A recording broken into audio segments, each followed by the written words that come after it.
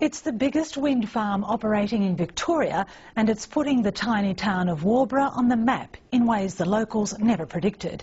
It's been dubbed the Waubra Disease, the health effects of living surrounded by wind turbines, and it's now becoming known around the world. As the state government approves more wind farms, there are growing demands for serious investigation and for standards to be reviewed. Cheryl Hall reports. I thought it was probably the greatest thing to ever happen to the area. Visited wind farm up at Ararat and was quite impressed, and came home thinking, well, yeah, it's a good thing. It's not until the windmill started turning that we sort of started to experience a few problems. And what sort of problems have you had? We've had troubles, ear pressure, headaches, rapid heartbeat, high blood pressure. 20 families living around Waubra's wind turbines have reported similar symptoms, but not everyone can talk about it. Those with turbines on their properties have signed agreements not to speak publicly. In the yard here you can feel the ones on the hill there, they're getting to sink, and every minute or two you'll get this, there might be 3 or 4 big whooshes that you can actually feel. The most high-profile case of so-called Waubra disease was Trish Godfrey, who spoke to Stateline last year. Basically, the best way I can describe it is that you feel that you've got motion sickness, but it's not just for a little while, it's all the time in varying degrees. It feels like my head is in a vice. I can't remember the last night that I had a full night's sleep. Usually we wake up at least 5 or 6 times during the night. Last week she won her battle when the wind farm company Acciona bought her property, but it came at a price. Trish and Victor Godfrey have signed a confidentiality agreement and can't speak publicly. But the company Acciona has issued a statement denying they suffered health effects from the turbines.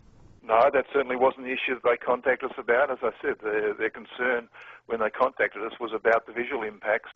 Absolutely ridiculous, because we all know, and as well as the media knows, as well as the greater community who reads the papers knows, Trish was very much suffering, and there's no question of a doubt it would open the floodgates effectively with regards to liability. Just down the road from Donald Thomas's house, this property is deserted. The Deans haven't lived here for 10 months. I won't go out there while the turbines are there. I can't afford to. I just get too ill. Noel Dean has moved to Ballarat. His son works on the farm but won't live there. It's cost us approximately $400,000 by buying this shed, relocating Rod, and expenses incurred in the monitoring and investigation of the problem, which the wind farm won't do. I've asked compliance from the state government for at least 6 months, and they won't give any confirmation that they've complied with their duty. We're carrying out all of the compliance obligations that we're required to carry out at that wind farm.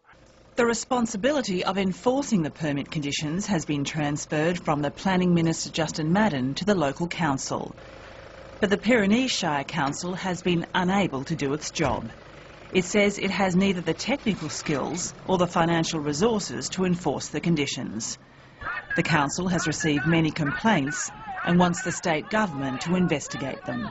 I honestly don't know, and again, all the official evidence says that no, there isn't an impact. My personal view is very simple. My personal view is I've known these people all my life. A lot of them I've gone to school with, and I trust them with my life. And they're saying to me they've got an issue, and to me that issue needs to be investigated.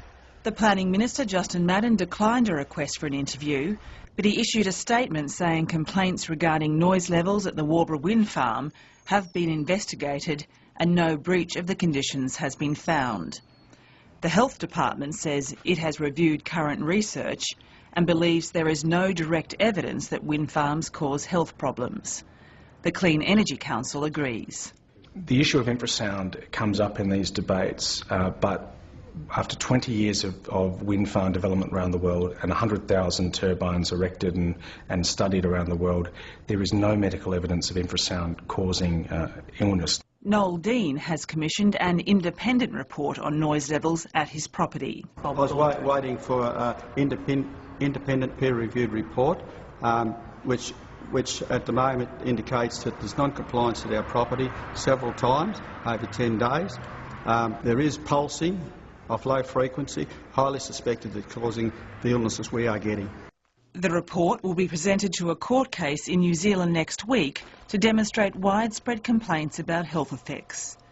It will include information on Waubra, as well as complaints from 750 people who live near a wind farm in Makara in New Zealand. I've got information effectively from the Makara wind farm in New Zealand, the affidavits from the people who live near that particular wind farm, and similarly questionnaires of a similar nature with regard to health from Waubra that back up the same people in the same situations. Right along that ridge, right along there. And Donald Thomas fears his problems are about to get worse. There are plans to make the Waubra wind farm even bigger, with more turbines to the north.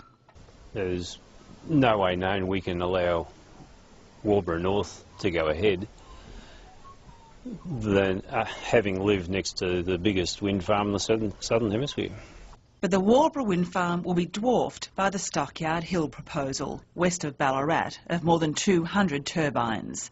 Like Waubra, the communities of Beaufort and Skipton are divided over the wind farm. 300 public submissions have been received about the plan. The lack of information, the refusal to have a public meeting, there is no chance that this will not be approved. I mean, it is an absolute given. This process absolutely favours the deployment and widespread deployment of inappropriate wind farms across Victoria. Victoria currently has 10 operating wind farms, but another 27 are under development. One of those at Bald Hills in Gippsland was this week granted approval by Planning Minister Justin Madden to increase the height of its turbines by 20% to 135 metres. It's like a new frontier, effectively, because turbines, when the noise standards were set, for example, were based on turbines that were around 36 metres high, and now they're 136 metres high and reaching into parts of the atmosphere never charted before. But Environment Minister Peter Garrett laid the responsibility firmly with the state government. Wind farms, there are a broader range of issues, siting issues, amenity issues, noise issues and the like, and I certainly think that it's important that they are taken into account by local authorities and state governments in any of the states of the Commonwealth when they're actually approving wind farms. Cathy Russell and Noel Dean met with Peter Garrett last night. They asked him to take their health issues seriously and fund an independent investigation. We've told them repeatedly, and so ultimately he's ignoring that advice at his peril, as he has done with insulation and solar. It's just a minefield, and it's a time bomb waiting to happen, especially with the deployment of so many of these things throughout Western Victoria.